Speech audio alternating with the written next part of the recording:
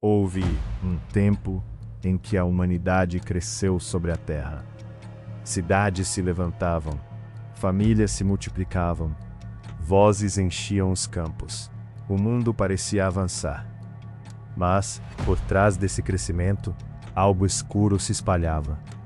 Não era apenas violência nas mãos, era corrupção no coração. E o olhar de Deus, que um dia contemplara a criação e vira que tudo era muito bom, agora via a terra tomada por uma sombra profunda.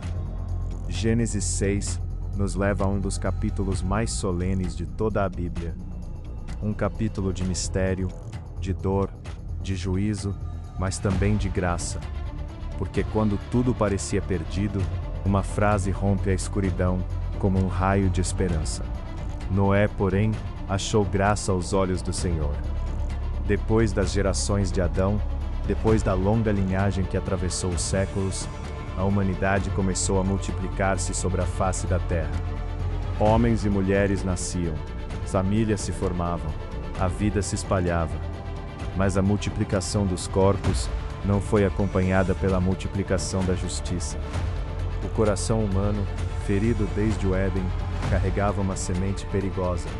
A desobediência crescia, a violência amadurecia, a distância de Deus se tornava cada vez maior.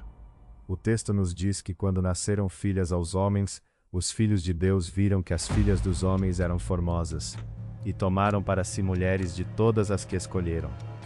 Há um mistério nessas palavras. Elas nos mostram uma união marcada pelo desejo, pela escolha sem reverência, pela vontade tomando o lugar da obediência. O mundo antigo, já distante da pureza da criação, parecia atravessar limites que não deveria atravessar. As relações, os desejos e os poderes se misturavam em uma humanidade cada vez mais entregue a si mesma.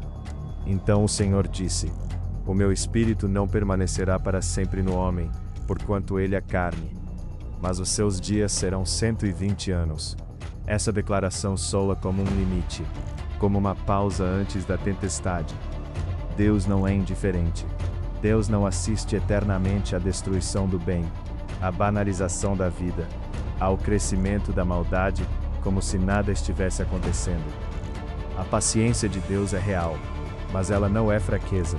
A misericórdia de Deus é profunda, mas ela não cancela a sua justiça.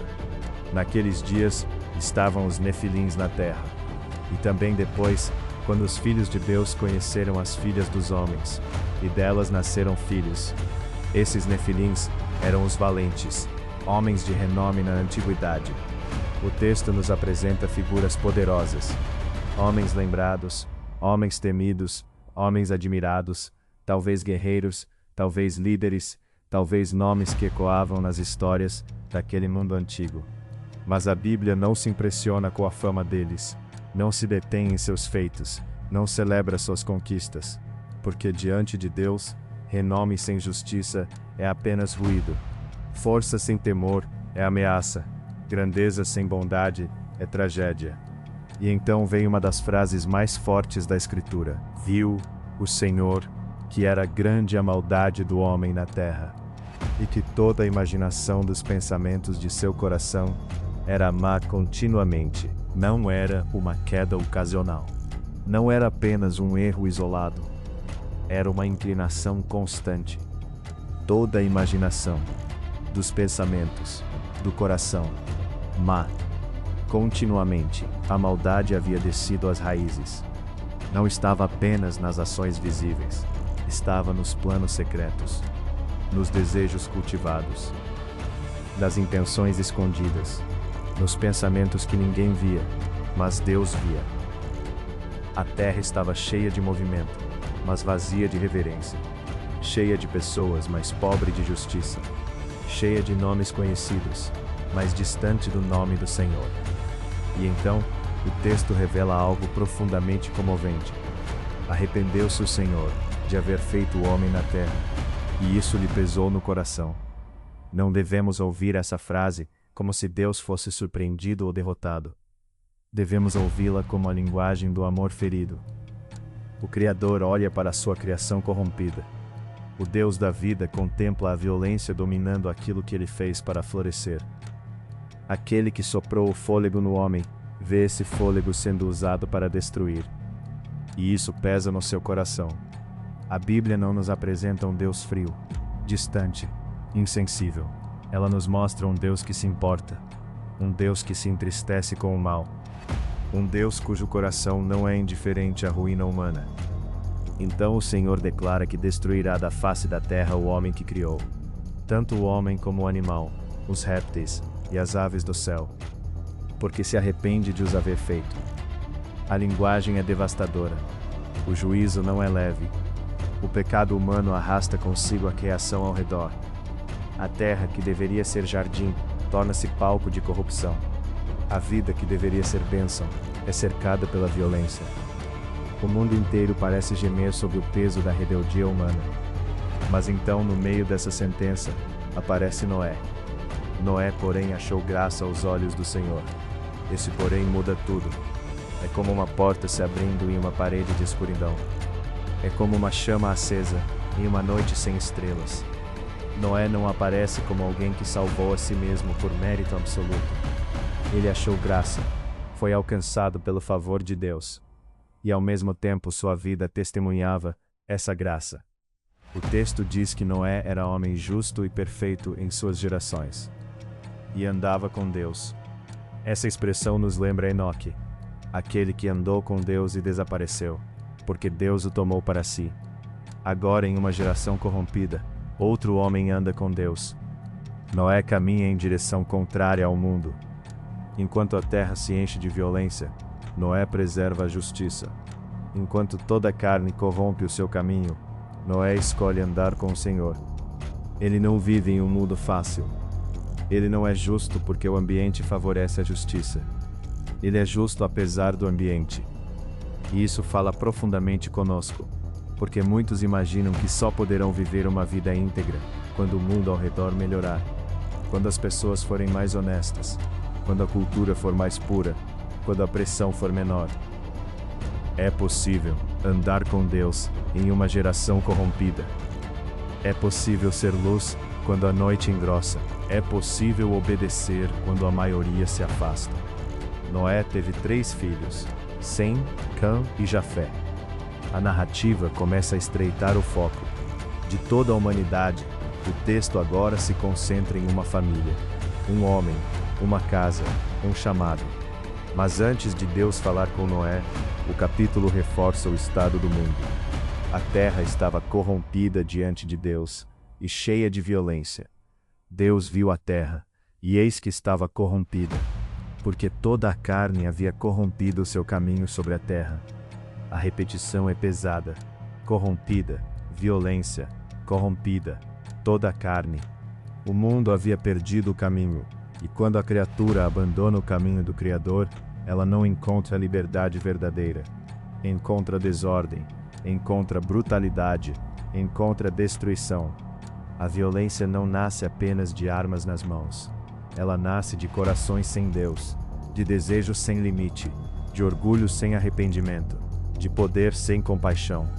Então Deus fala com Noé: o fim de toda a carne é chegado perante mim, porque a terra está cheia da violência dos homens.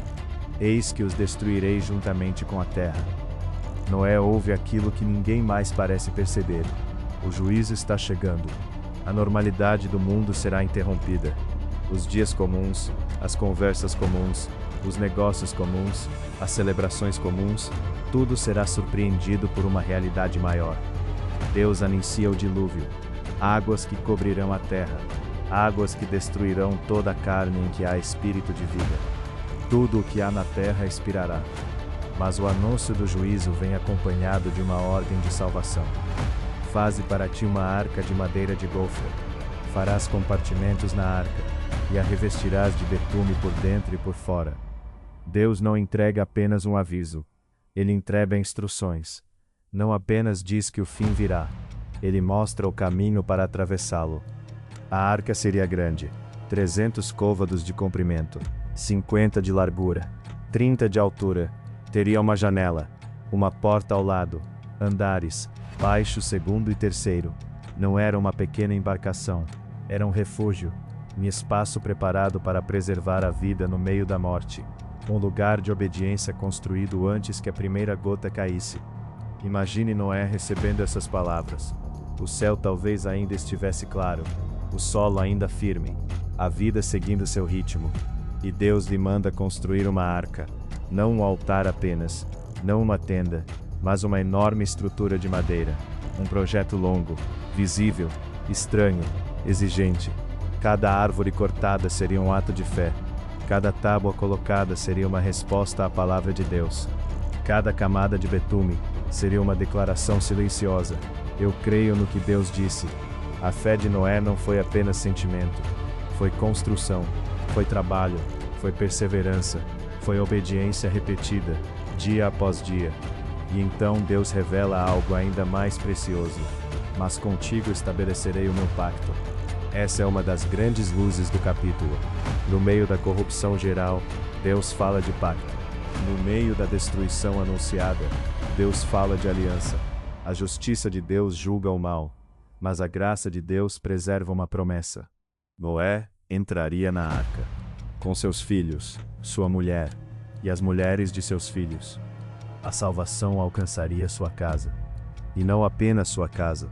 De tudo que vive, de toda a carne, 2 de cada espécie entrariam na arca, macho e fêmea. Aves segundo as suas espécies, gado segundo as suas espécies, todo réptil da terra segundo as suas espécies. Eles viriam a Noé para serem conservados em vida. A arca não era apenas abrigo para pessoas, era um ventre de preservação da criação. Dentro dela, Deus guardaria o futuro. Enquanto as águas trariam juízo, a arca carregaria sementes de recomeço.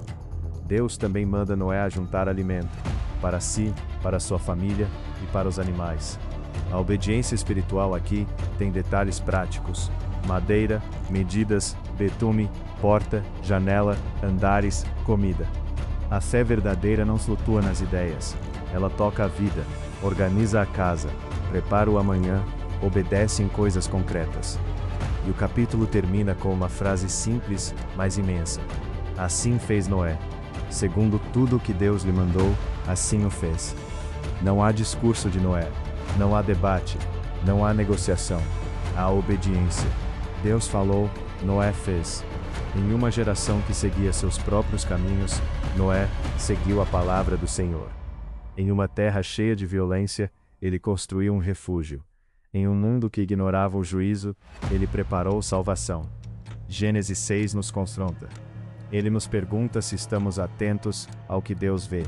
Porque os homens viam beleza, força, renome e poder. Mas Deus via o coração. Os homens talvez admirassem os valentes da antiguidade, mas Deus via a maldade contínua dos pensamentos humanos. Os homens talvez celebrassem seu crescimento, mas Deus via a corrupção da terra. Ainda hoje, podemos nos impressionar com aparências, com influência, com fama, com conquistas, com nomes conhecidos, mas Deus continua olhando mais fundo. Ele vê a imaginação do coração, vê o caminho que escolhemos quando ninguém observa, vê se há violência em nossas palavras, corrupção em nossos desejos, indiferença diante do sofrimento, orgulho disfarçado de grandeza. Mas Gênesis 6 também nos chama à esperança, porque mesmo quando a terra estava corrompida, a graça não desapareceu. Noé achou graça aos olhos do Senhor, e essa graça o levou a andar com Deus, a obedecer, a construir, a perseverar. Talvez você também viva em dias difíceis. Talvez olhe ao redor e veja confusão, injustiça, medo e violência. Talvez sinta que nadar contra a corrente é cansativo demais. Mas a história de Noé nos lembra: uma vida que anda com Deus nunca é invisível aos olhos do Senhor. A obediência pode parecer estranha para o mundo, pode parecer lenta, pode parecer solitária, mas ela constrói arcas antes da tempestade. Ela prepara refúgios antes da crise. Ela guarda a vida onde muitos só enxergam o fim. No próximo capítulo, as palavras de Deus começarão a se cumprir. Noé entrará na arca, a porta será fechada, e as águas do dilúvio cobrirão a terra. O juízo anunciado deixará de ser futuro, e o mundo conhecerá a força da palavra do Senhor. Se você deseja continuar essa jornada pela Bíblia de forma profunda, cinematográfica e espiritual, acompanhe o próximo episódio. Inscreva-se no canal Bíblia Cinematográfica e caminhe conosco, capítulo por capítulo, pelas grandes histórias que revelam o coração de Deus e o destino da humanidade.